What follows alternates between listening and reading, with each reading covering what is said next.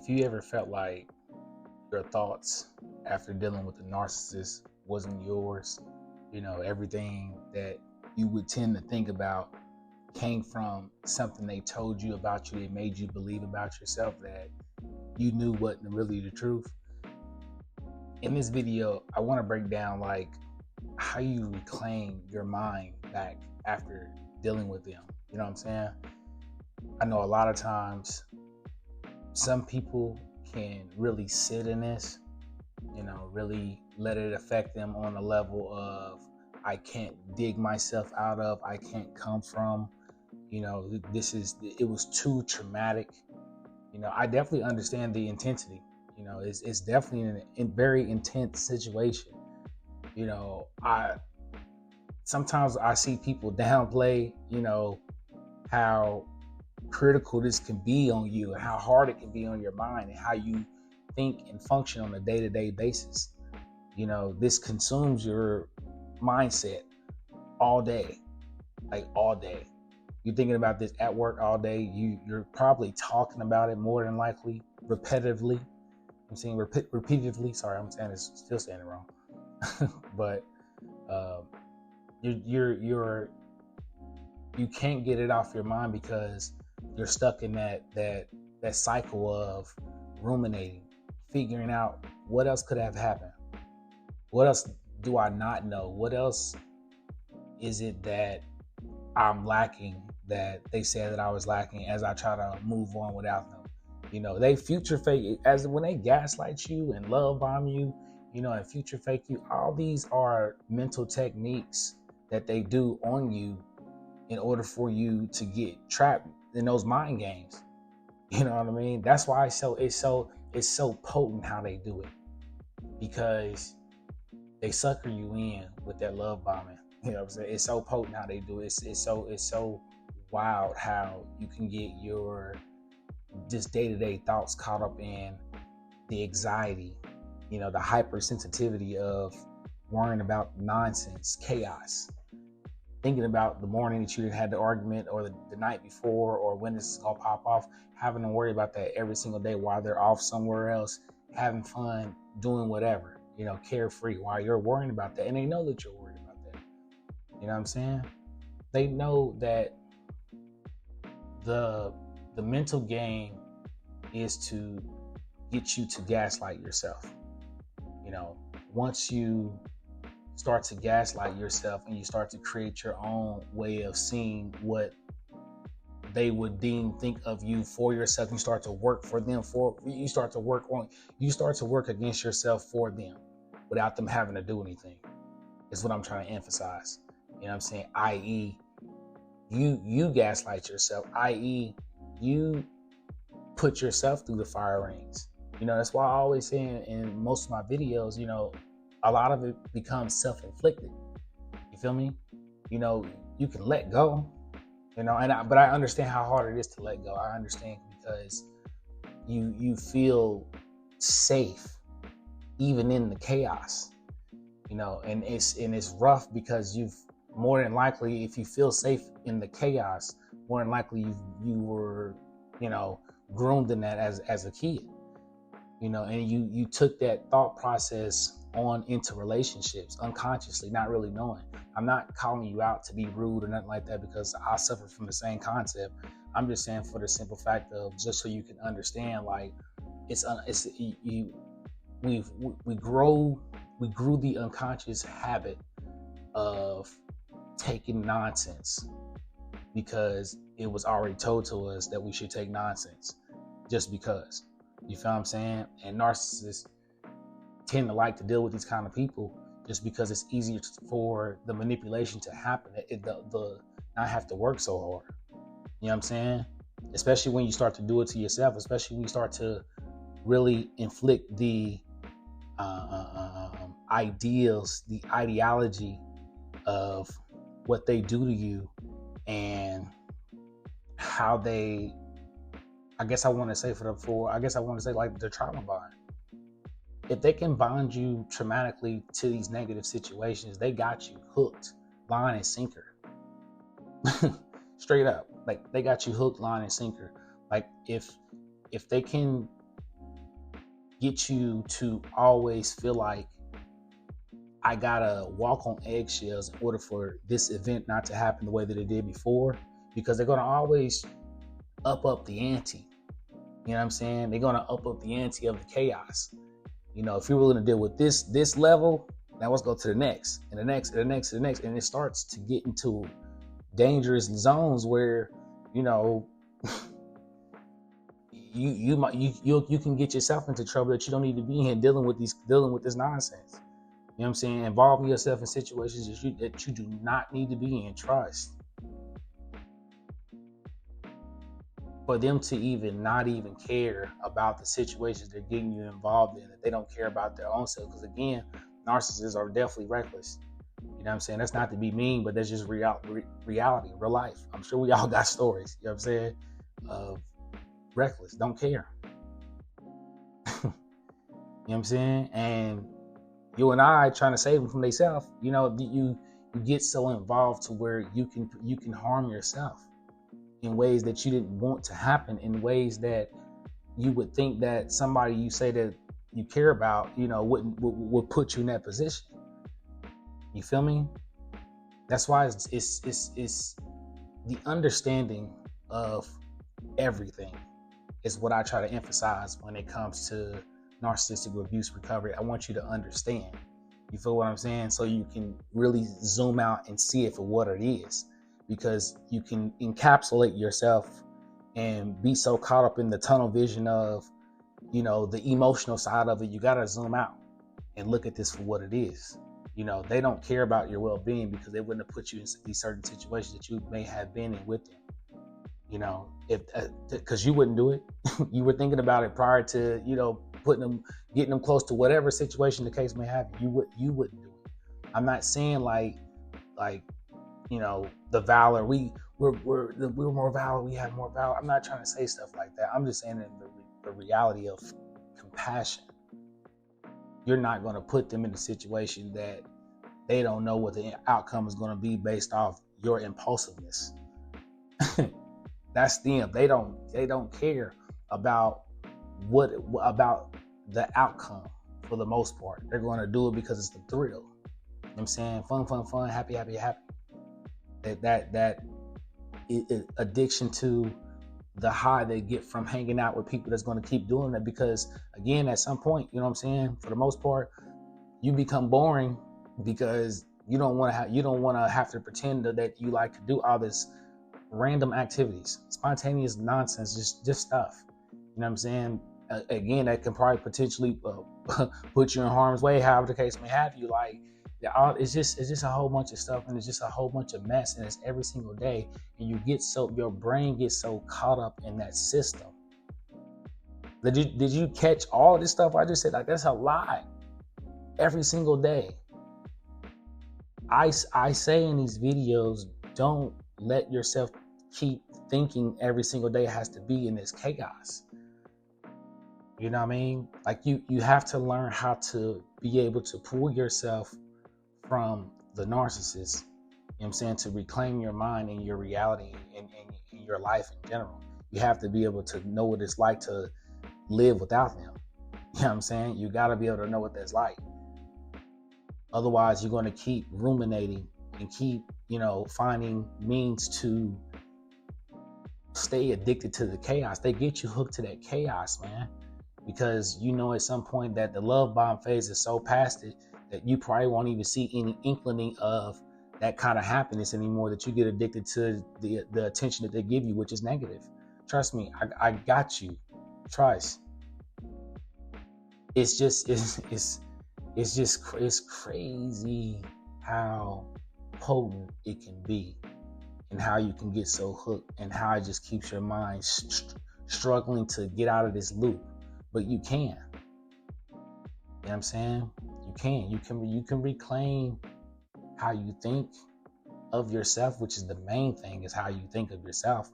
You know, how you think of yourself is warped and damaged so heavy by dealing with the narcissist, because they gave you the identity they wanted, and you know, you and I adopted it, you know what I mean, and try to make it work as best as possible, knowing it doesn't work because it's not us. You feel what I'm saying? We're not toxic. We're not doing wild, random stuff. No, we're not into that. You know what I'm saying? Like I'm just keeping it a stack about the entirety. To be able to pull yourself out of this is going to put yourself in a better state of mind for yourself and whoever else you may deem to be in a relationship with after this. You know, that's always vital too, that I say too, because you don't want to bring, like I said, unconsciously bringing these habits into different relationships, not knowing that, you know, you still struggle with codependency. You know what I'm saying? But it was developed dealing with relationships to be codependent is what I'm saying. It wasn't like you was naturally being a codependent. You know what I'm saying? But you naturally became a codependent after doing it so often and so much. You know what I mean? Especially doing it with the narcissist for however long that may have you. That's what I'm saying about separating yourself and being no contact. This is how you reclaim your identity back. Getting your identity back is going to take work. You know, I'm going to be honest with you. You know, it's not an overnight thing, and it has to become a lifestyle, not just something to do or something to get over, or it's not used for that. Reclaim your mind on how you think. Reset yourself. Trust. I got the overload of all the toxic nonsense that they put you through and all the things they said, because they say a lot. They say a lot of stuff that makes you feel some kind of way, that sits with you, that still ride with you throughout life for a hot second until you overcome it, until you overcome their voice, until you overcome them living rent-free in your mind. And that's going to come from the daily deposits into yourself. And I mean, you got to get that life money, that life energy money. You know what I'm saying? You got to put those daily deposits into yourself by working on yourself. The routines, the focus, the come-ups, the proving the things to yourself that you are who you've been. You just have forgotten yourself. You feel what I'm saying?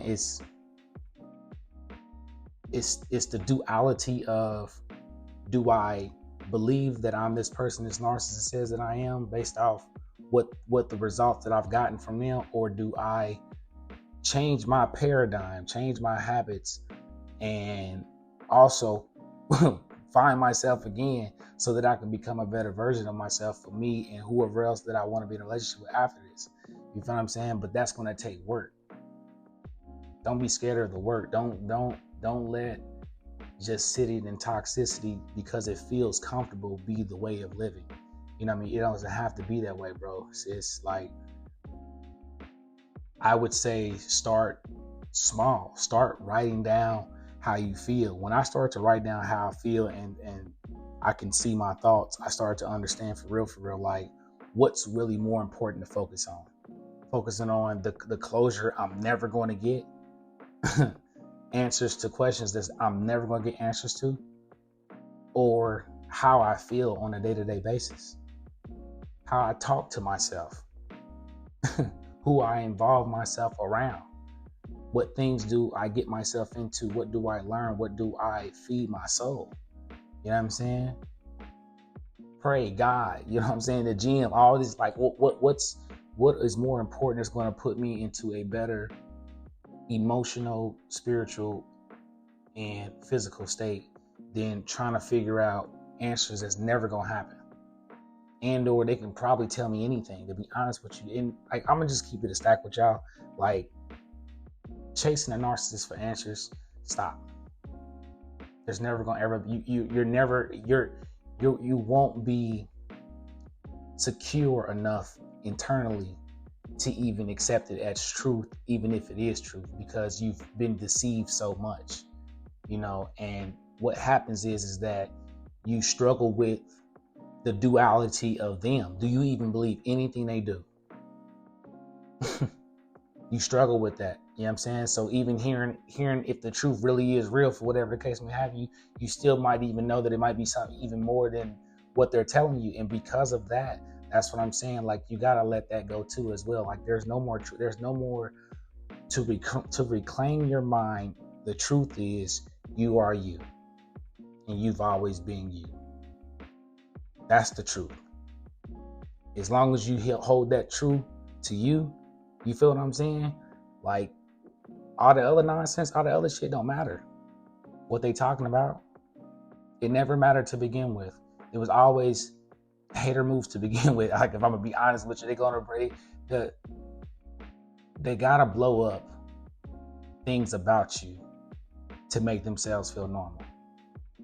And when you separate yourself from somebody you spend so much time with, and you absorb their energy like this and stuff like that, and all this other random behavior that is not you, that was never you, that made you become somebody that you never was. Like, I'm telling you, finding yourself is going to be a lot more easier than sitting here trying to figure out who they are and still communicating with them and stuff like that, man. Ride out, man. Just ride out. Trust me, when I rode out, I was like, I should have been done this. You know what I'm saying? The setting boundaries with yourself is what you have to practice going forward. You know, I say when people go through these situations, like, it's almost like you were supposed to, so you can understand how to set boundaries for yourself. You know what I'm saying? Like, most of the time, like, most people don't set boundaries for yourself. Even if when you go through the situation, you don't set boundaries for yourself. You didn't know how many, you didn't know what boundaries really were. You were just riding with the flow. And then when you go through this and you understand your self-worth, you're like, dang, you know what? I need to start making boundaries. You know what I'm saying? So I can keep that peace of mind. Your peace of mind as you go forward in life is so vital and so important on so many levels. You know what I'm saying? You want to have a clear focus, and the only way you're going to have that clear focus on, you know, feeling a better version of you in the skin that you're in is by, again, detoxing yourself from them. Get away. The truth is that you've always been you. You feel me? You've always been you. Get in the gym. I'm going to always keep saying that because it's going to help you progress and move faster in the journey of recovering from narcissistic abuse. You feel what I'm saying? And if you are interested in any of my coaching services, I do have the link in my description. And I just really want to say this, like, the process to becoming a better version of you, of reclaiming your mind, starts with taking the courage of removing yourself and telling yourself you've been you this entire time, and don't be scared of that. Don't be scared of yourself. The narcissist really likes to make you feel scared of yourself. You know, future faking you, making you second guess yourself, telling you you're not this and you're not that, making you feel as if like you've never been who they saw you were at the beginning, which is the reason why they had to beat you down mentally to begin with. You've already been, you know what I mean, self-confident. You've already been assertive. You've already been happy. You've already been authentic. You've already been the person that you were trying to show them who you were while they were devaluing you. You just didn't believe in it anymore because of how much they devalue you. I'm saying is, believe in you. You are you. It's been you this entire time. You know what I'm saying? This step one is believe in it. You don't have to live life every single day with the chaos. I promise you, you do not have to live with the chaos every single day. It stops when you make it stop. Choose to leave. You know what I'm saying? The choice is really on you. You can do it. I know you want to. I know you are. I know you still are. I know you out here getting this life money. You know what I'm saying? Putting in these daily deposits into yourself. You know what I'm saying? These kind of deposits that's about self-care and self-love, they're free. You just got to do the work. I believe in you. I'm almost certain that if you've watched this video so far that you really want this for yourself. And I know that you're going to put the entire effort that it takes in order to see that change of peace of mind in your life, that calmness, that not normal, not that chaos is not normal. You know what I'm saying? What's normal is you being authentically you. You feel me? So I hope this message finds you well. I'm Fonzie Murph, and I'm out. Peace.